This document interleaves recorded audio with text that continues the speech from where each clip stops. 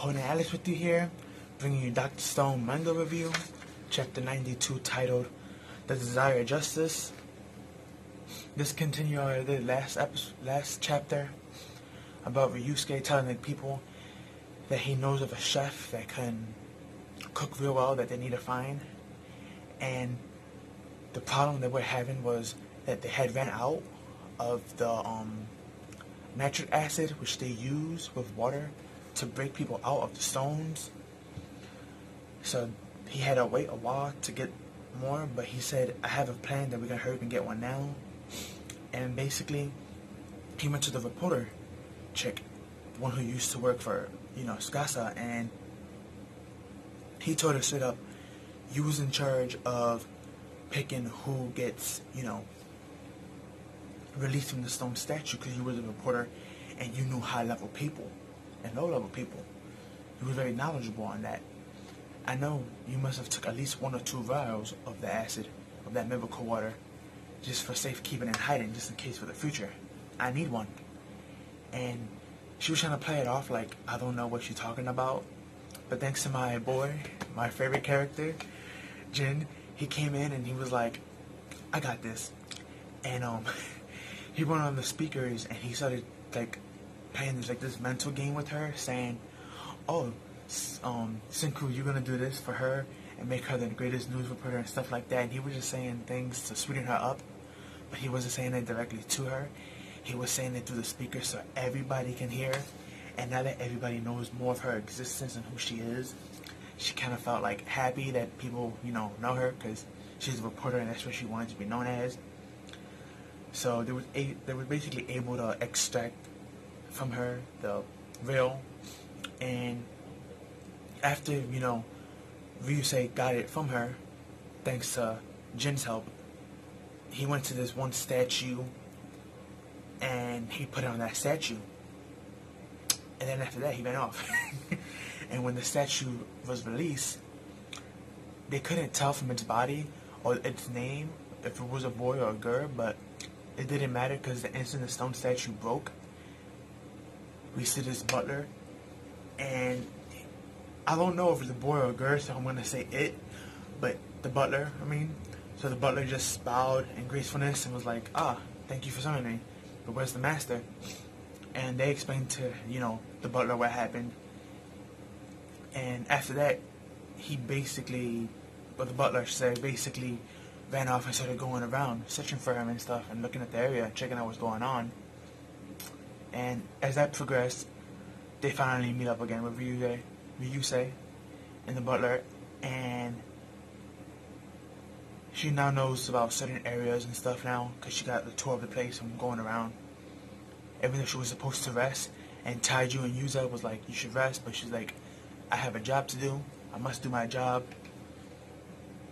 And she basically asks, like, what's the problem? And she ate some of the bread that was made by Chrome last week, and she was like, this is part of my job, I must test out this bread to see if it's good or not for you.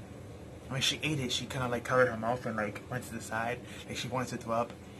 And she told Ryusei, throw this food out, it's not even food, it's no good. Which made Chrome kind of sad, but it was funny.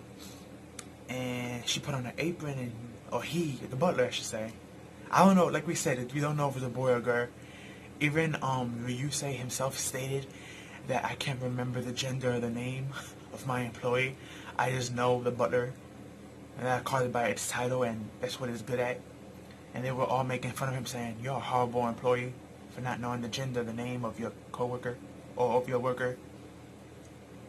And I couldn't, we're reading this chapter, I couldn't help but think of Deadpool, because Ryusei said something about, I'm not sure if its name is Frances or Fancy, which is a French name, or maybe it could be Japanese. And when I'm reading his dialogue where he's speaking that to the rest of the guys in the group, and I'm just thinking of Deadpool, Francis, Ajax. So I had that in my mind the whole time that movie. So I'm reading this, and I had to read it again, because I kept on laughing while thinking of Deadpool while reading this. So I was like, I had to read it like another 2 times afterwards just to get my thoughts and process for the review. But it was hilarious. So we still don't know if the butler is a male or not, or even its correct name. So I'm just gonna keep calling it the butler, or it. But the butler did its job, and it made this big, beautiful feast of food. And the butler was like, enjoy. And everybody ate from the food, and a lot of people started to cry out of happiness because how good the food was. And you have Chrome, you have Senku, you have Ryusei, and you have my boy Gen on the side, and they like smiling while everybody else is crying, and they're real happy about this food. And it was also stated in this chapter by the butler that Senku was going to be the man that we need to revive this war. And the butler caught on to that real quickly, how powerful and smart Senku is. So that was nice that the butler is not stupid itself. It could think well and see what Senku has been doing. And even Ryusei himself was agreed to it, so even though he might be the captain of the ship, they know that at the end of the day, the one who gets the final say and word in is going to be Senku, hands down. Because no one has proved to be smarter than him yet, or more knowledgeable.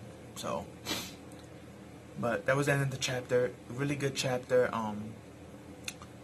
It was also interesting because she had asked Senku for specifically how many days of food do you need.